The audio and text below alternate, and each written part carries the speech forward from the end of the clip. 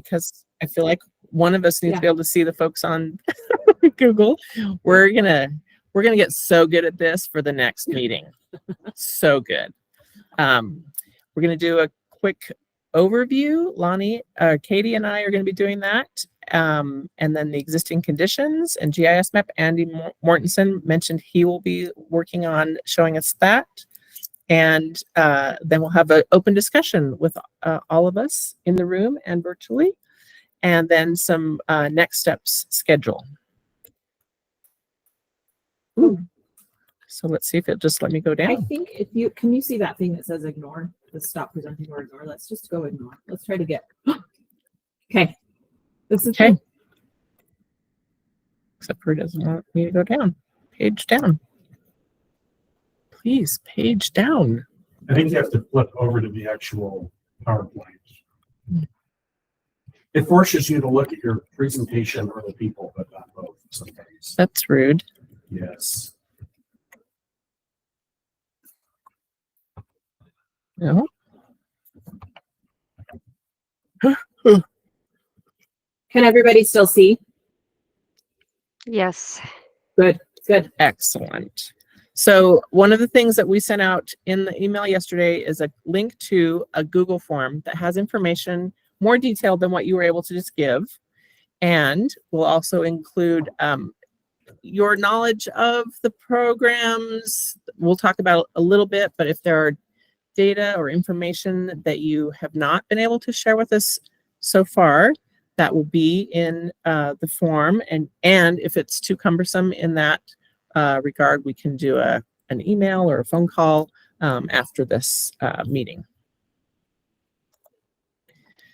So here we are. Our project is to do a new intercity bus study. We're going to focus on statewide transit systems and analysis. UDOT manages the 5311. That's just a number that is used to designate the Federal Transit Administration funding. And this supports our connections with non-urbanized areas to the larger regional and national systems, provides support to services to meet the intercity travel needs of residents in non-urbanized areas, and also for infrastructure, the actual things on the ground, and services centers for planning, marketing, assistance, and facilities capital investment. Katie's going to talk a little bit more on the next couple of slides about the technical aspects, and I'll quickly run through a little bit more about the circular. There's, for those that are online and can see the chat, Jill's sharing a link to that if you're feeling really wonky about wanting to memorize that or get really into the thick of it. The bulk of the information there is related to what we just spoke of, what I just spoke of with connecting folks in rural areas to healthcare, shopping, education, and employment, for public services, assisting in the maintenance and development improvement of public transportation systems, encouraging and facilitating the most efficient use of all the transportation funds used to provide passenger transportation in rural areas, and providing financial assistance to help carry out national goals related to mobility, increasing availability for folks in the senior zone, me being one of those really soon, individuals with disabilities and low-income individuals, and providing more options through investment in intercity bus services, assisting in developing and supporting intercity bus transportation, and encouraging mobility management, even towards employment-related transportation alternatives and joint development practices, and potentially even transit-oriented development. So those are the highlights from the circular. I want to point out that the previous iteration of an intercity bus study was published in 2010. Some folks in the room maybe weren't even working in this field then. I'm looking at a couple of folks. And so we're excited to be updating and doing a fresh look at data and process and services. So the components of this project are the inventorying of existing services. Those of you who have already been contacted or provided us with data, that's what you've helped us do. We're really close to finalizing that component. Then assessing the data, the services, and addressing or identifying gaps and needs. And then stakeholder engagement, which you are here and participating. Thank you very much. Assessing then the intercity bus performance and working towards a prioritization of future service. And we hope to have a final study in December. So, purpose and goals. We are going to study and be able to hopefully provide to the rural public transit team enabling, let's not show you my reminders, make informed decisions about intercity bus options in the future, and identify a preferred intercity network, and develop a phased implementation plan to help us identify improvements in the intercity networks in the state. We're also going to be reviewing and presenting funding requirements to help us implement the needs and priorities and identify how intercity bus services can be better connected to local, regional, and intercity transit modes, including intermodal stations or hubs. Your role here, we're so glad that you're able to participate, is to be part of meetings, and those will be 3 in total. And we'll talk about that a little bit more on schedule at the end of the presentation. And to share your information and your expertise about the services and systems and the programs that you manage. And to provide some feedback as we proceed through our analysis, and then ask questions to help us get to the heart of things that we maybe do not know all the details about, to help us improve our process. Katie, I just realized I breezed past what I intended to have you talk about, the gaps and needs and the assessing the intercity bus. Do you want me to back up and you can talk about that? You'd think we'd learn too that we unmute when we talk.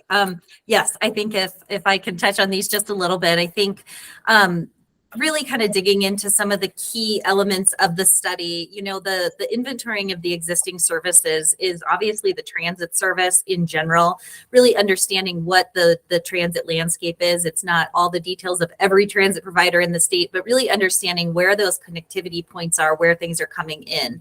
The other thing else that is really important is in the existing inventory is really looking at some of that socioeconomic data, understanding where are the jobs, where are some of those trip flows going to and from, what are some of those indicators, zero vehicle households, people with disabilities, older adults, getting all of that combined and kind of understanding. And I know Andy's going to dig into that too in the online map here in a little bit. So once we have our baseline, really going into the gaps and needs, and I think that there is, for consideration of this, there's definitely always 2 parts of this. One is not, it can never be purely quantitative, right? A lot of it is qualitative. And, you know, hearing from constituents, hearing from stakeholders such as yourselves who, you know, kind of are the representation of the people that use or need the services, to really understand, is the service, you know, that's operating today, how effective is it? Is it meeting the needs? What are some of those key gaps so that we can start identifying potential solutions? The other kind of key step before we actually get to project and strategy development is the assessment of the intercity bus performance. And this one is super critical, where we'll definitely need help from folks on the call today that are operating that intercity bus. We want to really be able to pull some data and, you know, understand, particularly pre-COVID, you know, we have 2010, the last plan as a baseline, but understanding what ridership and service was doing in 2019, all the way to now, to understand a little bit about what those trends are, how things changed, obviously, during COVID and the pandemic, and how that ridership is coming back, because we're going to really need that to, you know, maybe a slightly different trajectory based on what those current, you know, performance indicators are telling us. So, understanding cost per passenger, cost per trip, cost per mile, really trying to understand how things are functioning today. And then once we have all of that data, that can help inform what are we actually going to do in terms of those recommendations? What is the best use of these funds and how you move forward to advance them? And then, critical is, and how do you prioritize it, right? There may be a lot of things that people are excited about, but there's conflicting interests and competing interests, right? Depending on maybe what part of the state you're in or, what your local transit service is. So we'll be coming up with an evaluation criteria matrix to really kind of help with that quantitative assessment of if we were to do new service, what does that look like in terms of ridership? What does it look like in terms of cost and kind of that ROI? So going through all of that prioritization and then developing the actual implementation plan of kind of here's how things could be phased in, what would make sense, what those costs would be, and aligning them with different kind of priorities and things across the state. So lots that we're digging into. And as Lonnie said, we're here at the stakeholder engagement part, which is, a critical component of this project because of the requirement of FTA, but also because it just makes for a much better project and product to have, partners and stakeholders engaged. So glad to be here. Thank you. Thanks, Katie. So let's dive a little bit more into your all role and obviously participating, being here, being present is very important to us and actually the regulatory component of this study, making sure that we are engaged with providers and being, clear with FTA and other partners what is happening in the state and with our regional and even national partners, Greyhound, Amtrak, some of the other state service providers. And we want you to share about the services, systems, and the programs that you work on and work within, and let us know what people that you interact with, what they would communicate to us if they were here, and if there are folks that within your organization or in organizations that you work with more regularly that you feel like we should be including, either in the stakeholder committee meetings or in between the meetings, please let me know, and then we'll be able to truly engage, with those that need to be part of this process. We want you to please provide feedback on the analysis as we are ready to share it with you. We will, as Katie mentioned, be working on the gaps and needs coming right up here, and there are some data sets that we have not received that I can touch base with folks. Actually, a couple of them are not on the call, unfortunately, so I will do that follow-up. And like I said, please do not hesitate to ask questions or, just say, hey, wait a minute, I don't understand what you're talking about, or you're off base, Lonnie, or the team. Don't hesitate to jump in. So I'm gonna let Andy, I think I have to relinquish control here, just a second, so that you can start the GIS map demo, is that correct? Correct. Okay, all yours. Now, I am a Google novice. We still like you. I'm going to try to figure out which screen. Sorry. Good old fashioned Alt Tab. There you go. We can see you. You can see me, but there's We can see your screen as well, the map. okay, is there any obstacles to that information? Just to double check and make sure. This is pretty much a blank screen for the state of Utah. Perfect. Okay, I'm going to get started then. Lonnie, I just, I noticed 3 or 4 other people have joined the call since we went through introductions, and maybe just a quick, I don't want to belabor, the introduction cost of the time frame in their presentation, but I did notice others that joined. Maybe we want to give them an opportunity to chime in. Yes, I'm going to say if you heard your that you are one of those and you were not able to introduce earlier, rather than me scrolling through 20 people, can you please just unmute and say hello? Hello, Scott Buys, 5 County. Thanks, Scott.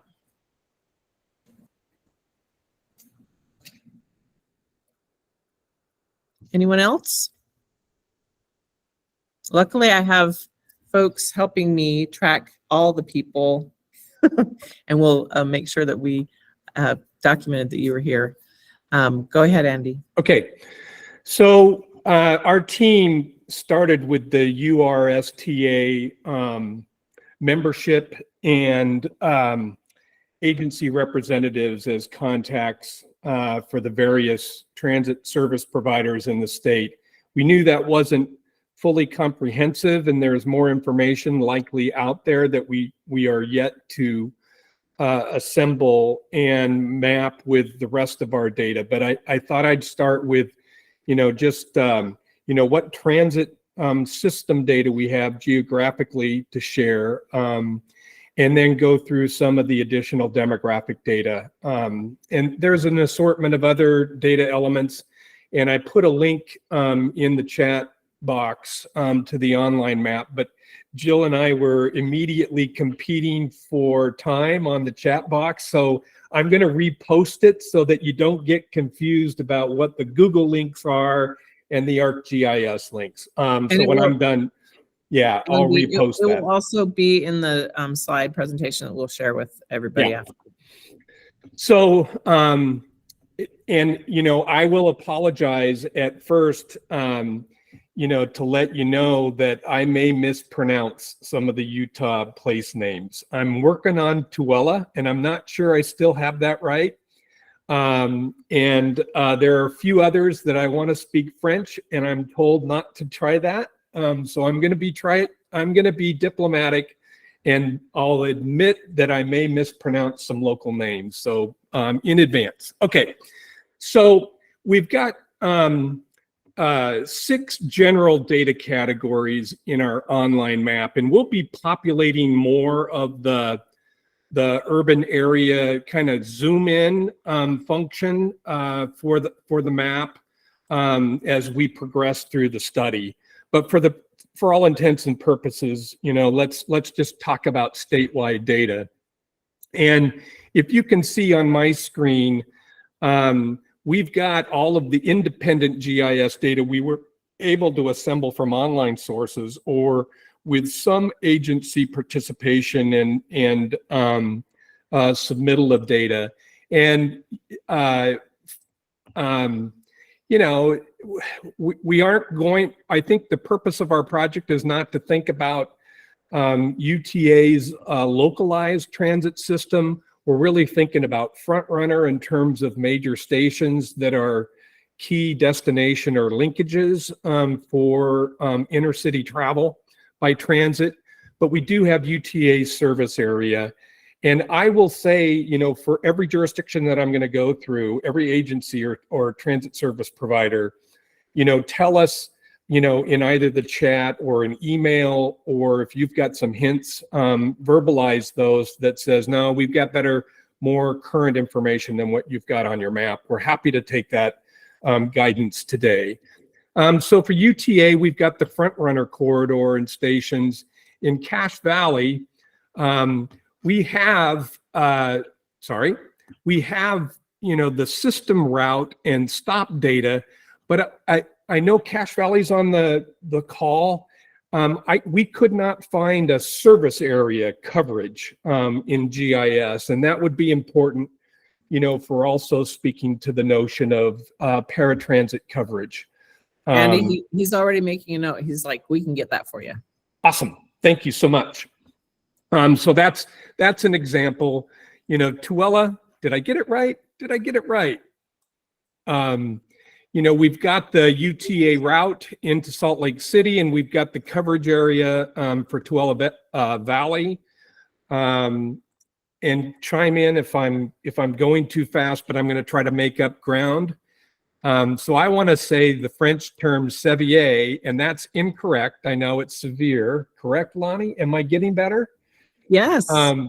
And we understood from the online data that it was basically countywide service area, mostly for paratransit service.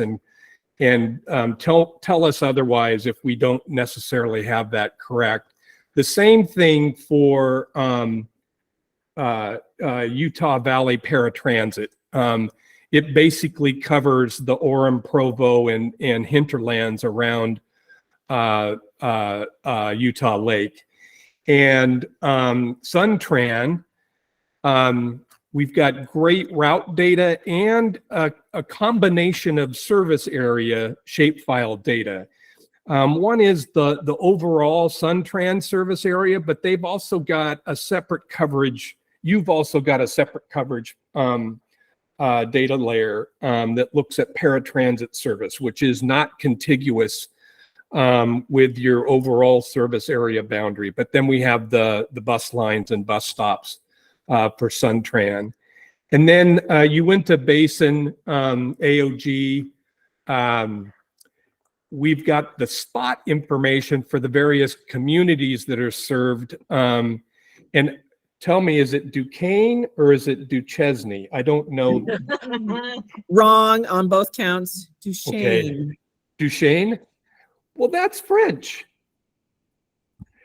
So I have to get better at that. But we've got route and then coverage around the route for paratransit service that's provided by the Association of Governments. High Valley Transit gives us quite a bit of information, east of Salt Lake. We do have a new data set for Park City, but we haven't had a chance this week to integrate that data yet. But we do have a data set from Park City for that. And then Options for Independence covers the 3 northern counties. And I'm presuming that that's for seniors in paratransit. And I think that's our recollection from the data service provider information. And I know both Amtrak and Greyhound are here, and we've brought those routes and stations, stops for the important intercity connection. Now I've not been able to find some of the other private provider data where there is, not only intra but interstate connectivity that links Utah with its neighboring states. And I know that private service provider information may be available. So if I think you're on the call. I think I heard. There are several. Yep. Yeah.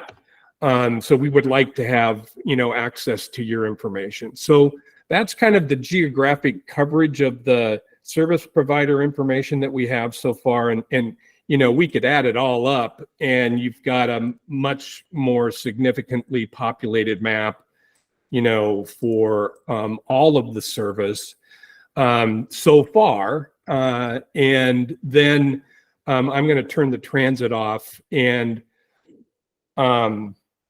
Katie was mentioning that we have pulled some demographic data into the project, and that data is based on the data projections for population, housing, and employment from the Utah Geospatial Resource Center. And I know several MPOs and UDOT collectively came together and put together those forecasts that are in 5-year increments. And I'd like to go just through population. Andy, I'm going to stop you.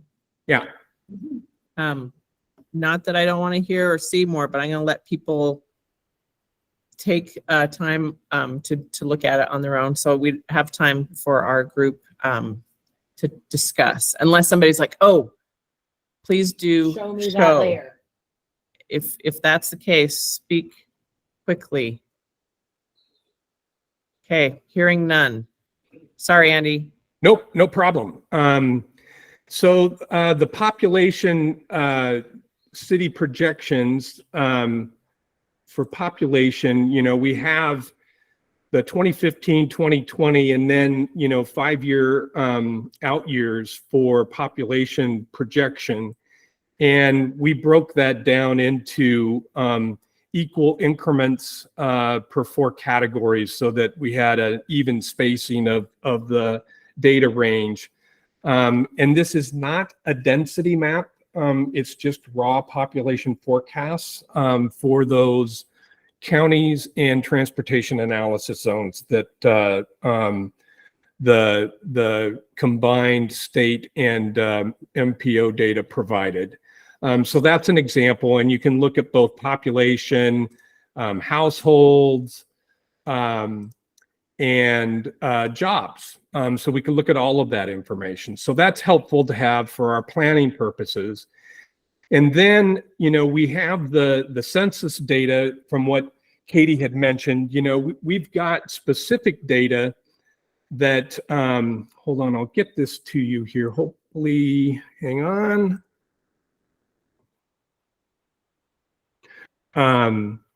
We have the various demographic profile data for all of the census block group and tracts throughout the state. So you could look at populations at or above the federal level of poverty. Again, equally broken up into 4 population subgroups. We could look at low English proficiency. We could look at youth. We can look at age, 65 and older or elderly. And again, here are, some of those census geographic areas where we could look specifically for populations that have 0 vehicle households. And we can look at minority and disability. And I'm not going to go into the full definition of disability because there's just so many subvariables associated with that.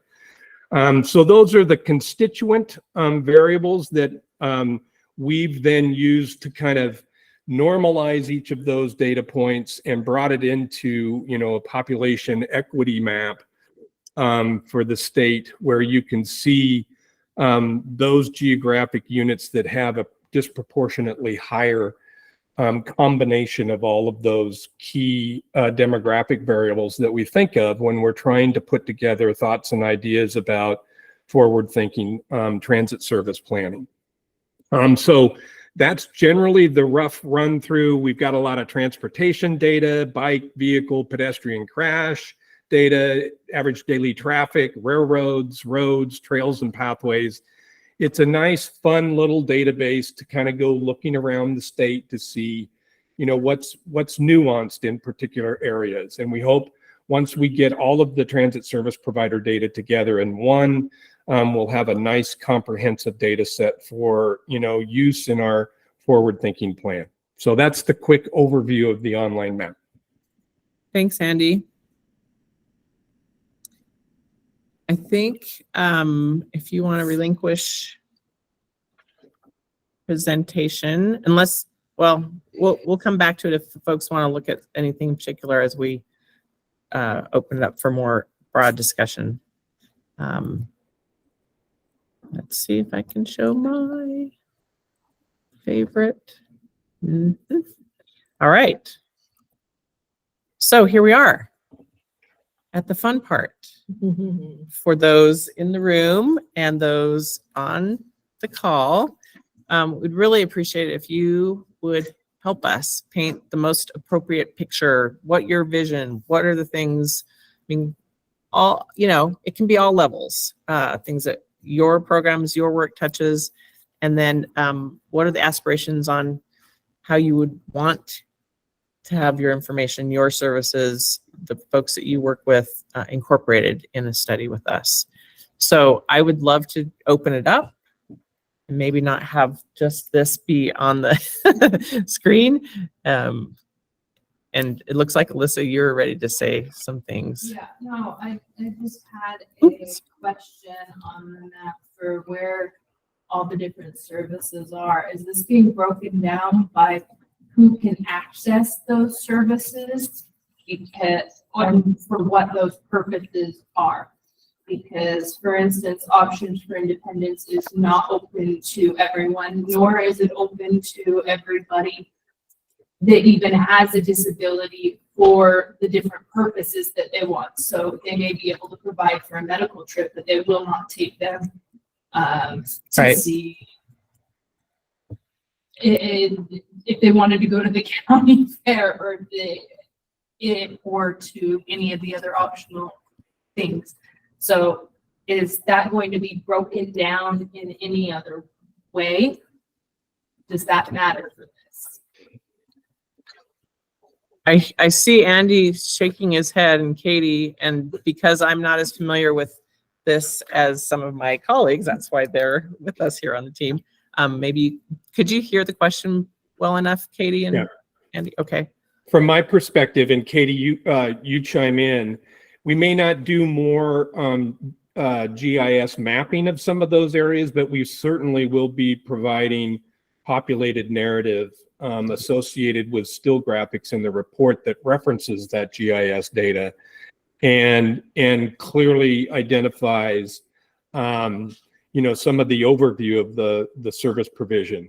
Who is it catering to, hours of operation, and restrictions. So, I think there will be follow-up narrative in our reporting for that description. Okay, thank you. Thank you. Katie, do you want to add on to that? Well, I just think, and I know I've had this conversation with Jay and Elena a little bit too, but I think, really making sure that we're kind of on point with the intercity bus study and making sure, I think the inventorying of the transit services obviously is of critical importance in identifying all those in the existing conditions report. I would say that, going in and really identifying the really specific information about their open, closed door, what all that specific stuff is, we're really looking at what are those direct connections for the intercity bus service. So I think if down the road there was a broader statewide transit plan or something that really went in and inventoried every provider, every type, human services, public transit, all of the pieces.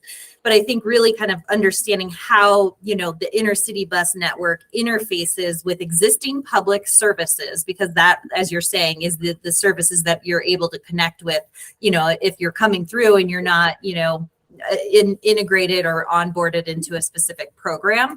So I think there is a little bit of differentiation in kind of what the intent is of the intercity bus plan. And I know Tracy just raised her hand too, so I'll pass it to you.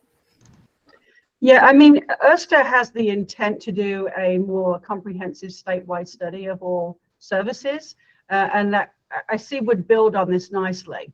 But it does feel like that this needs to really concentrate on the intercity focus of the study. So we will be applying for funding to do that statewide study soon. Okay, that's good to know.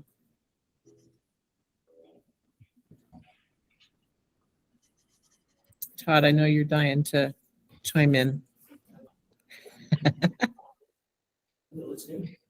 Okay. Anybody else online? The only hand I saw raised was Tracy. Oh, there's Stephanie. I just wanted to, Tracy, thank you for your comment, because I think, we're seeing a lot of transit and that's great, but yes, we need to focus on intercity services if this is in fact an intercity bus study. So, hi, Tracy.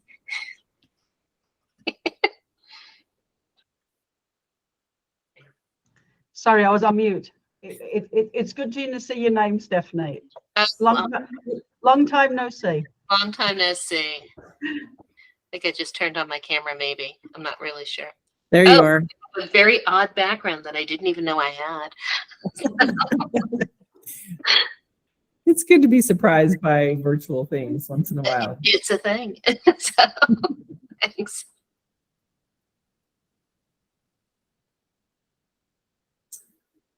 When we're defining intercity bus networks that exist today, would that be like what services Greyhound provides, or are there others that kind of already exist out there? Yes. Your name, I'm sorry. Kendall. Kendall. Oh, right. Thank you. The definitions for the purpose of this, the intercity bus providers are mostly private providers, and then the connections to Amtrak, Greyhound are, the mechanisms to provide those connections. You're brand new to the whole transit study connections, right? So Yeah, I've done stuff with 5310 funds before. I know it's more of the urban. right.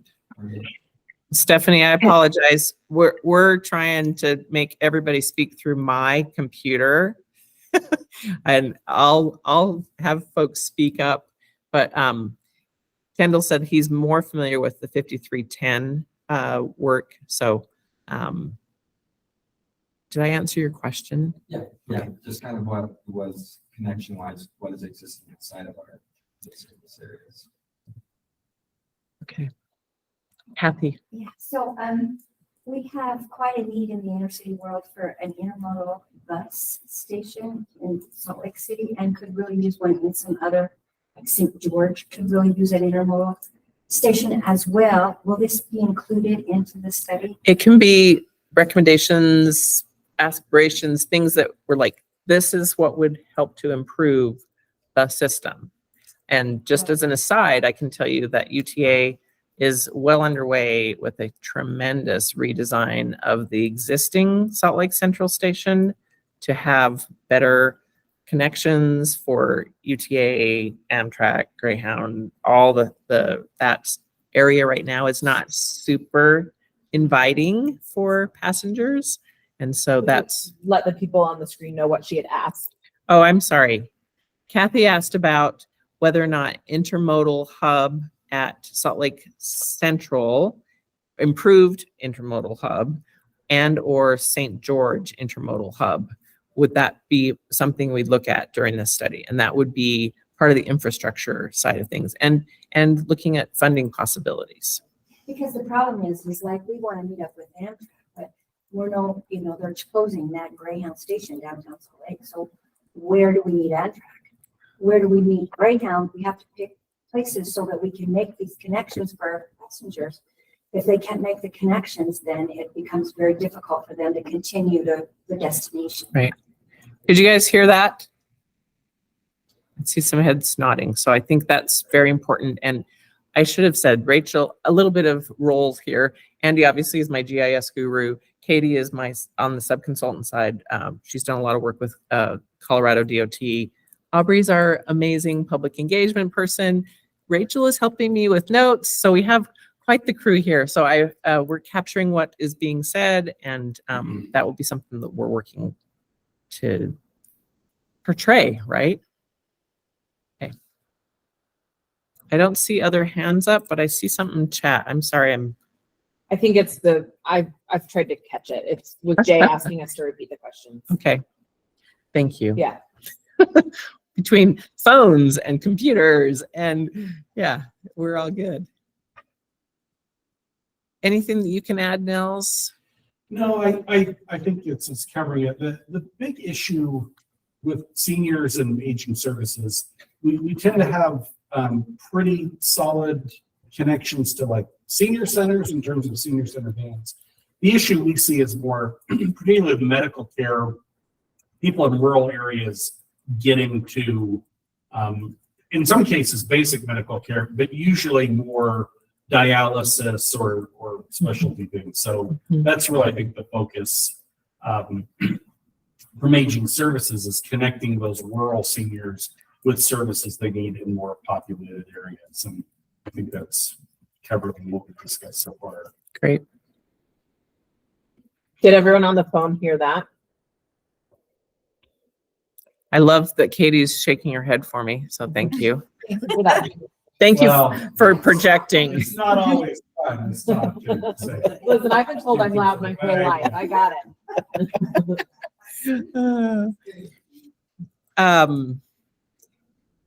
I know, before I forget, Todd asked if there were folks on the call. Remind me what your request was. Well, they're not, so. Okay. My request is withdrawn. So thank you very much for coming back and acknowledging Okay, well, I feel supported today. thank you. Good. And I guess that will be another thing that you convene at another time. Nice phone call. Okay. Okay. That sounds good. I don't want to belabor Well, this, but go Lonnie, ahead, Katie. and I don't want to put anybody on the spot, but I mean, I do think that it would be, even if everybody wants to popcorn an idea of just some of the critical things that you feel like are the gaps that you're seeing. Like, we can take all the quantitative data, but, you know, is it a certain community that's trying to get, you know, to a big town for shopping? Or, you know, are there specific needs and gaps? Like, I think the example about the seniors, you know, being able to get to medical appointments and dialysis is a perfect example. Like, are there other specific things that you're experiencing or your community has been feeling like, oh, this is such a missed opportunity to get people where they need to go?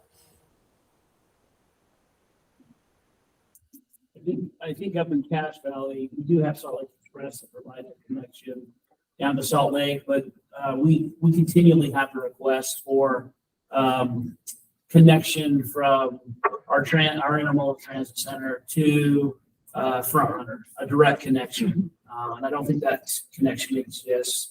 And so that is connection. And along that way would be Brigham City, a connection to there. So that's a connection we have in our long range plan. It's a connection we hear about consistently.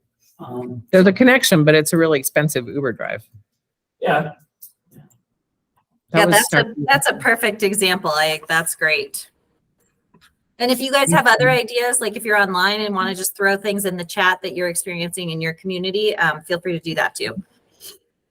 I believe in the Google form, is there a open one-liner at the end where people can Yes. add those? Yes. I don't know if anybody had the opportunity to look at the I didn't Google see it form. when I did it. I must have missed that. Yeah, I didn't see that. I didn't see that. Okay.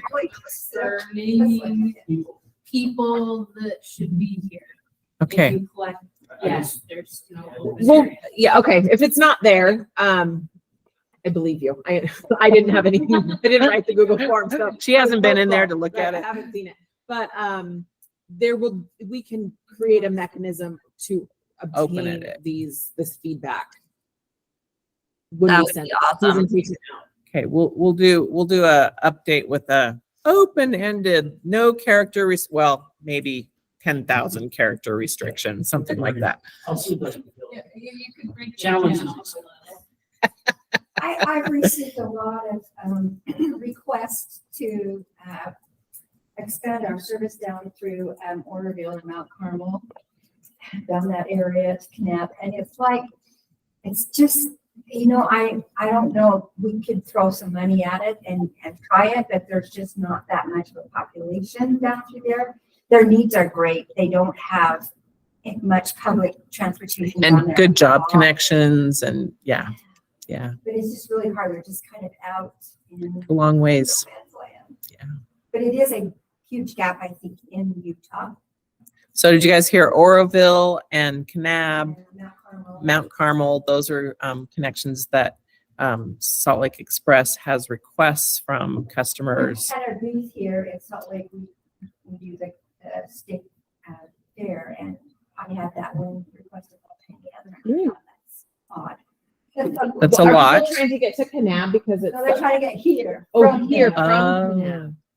Okay, that's good. So I was thinking maybe they're trying to get there as the alternate to, I don't know. Driving a long way. Yeah. Yeah.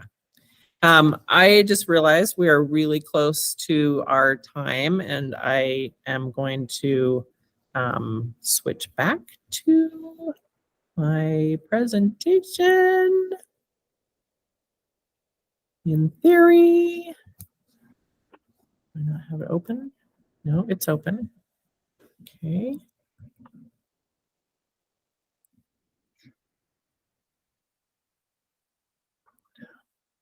There we go. See, I got it all figured out just as we're ending. So the next steps for us, we, like I said, are close even though May's done, we're in June, we're close on the existing services, and we'll be working on gaps and needs probably in through July. You are participating, and we're going to be working on the public engagement, gathering the information you've shared with us, gathering more information in the Google Forms as that functions. And you're always welcome to talk with me. I just had a really quick question about existing services. Are you only looking for bus routes, or are you looking for other things as well? Because, for instance, Options for Independence isn't a bus route, and it's the equivalent of like the senior centers or other sorts of programs. Are you looking to have those on there in your inventory of existing services? So I don't want to be sending you a flood of information that you don't need. Yes, we want to have the information, and we'll be the ones to deal with the flood. Is that okay? Okay, sounds good. So we're planning on a September and November similar engagement stakeholder committee, and then we'll be working on preparing things to share with you then, and get your input, and then we'll really dive into getting our future service and implementation recommendations for the November. And I think that we will be doing both a draft for review for folks and then finalizing hopefully within, it seems like it's going to be tight, November, December. But that's really all I had to share. And I wanted to see if, Elena, if you wanted to say anything more about. Yeah, I just wanted to thank everybody. I know people can't see me who are online, but thank We can you make- for attending today. It's really valuable to us in rural public transit to have your input and have your participation.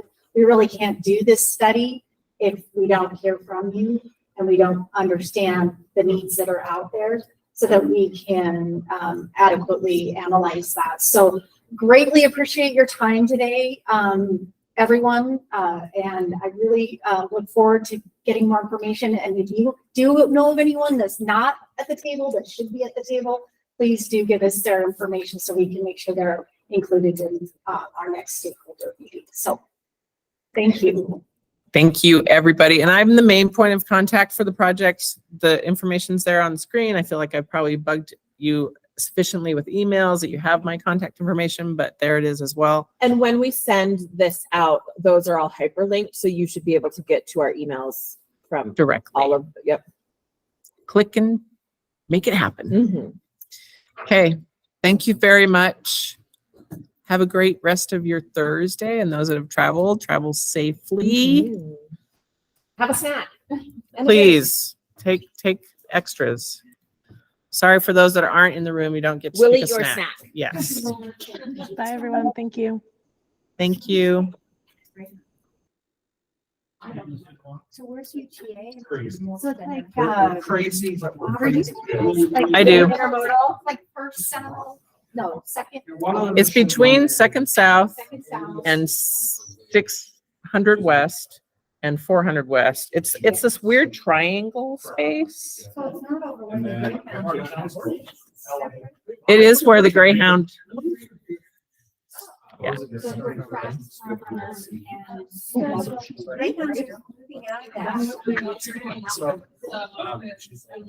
I knew they moved out of the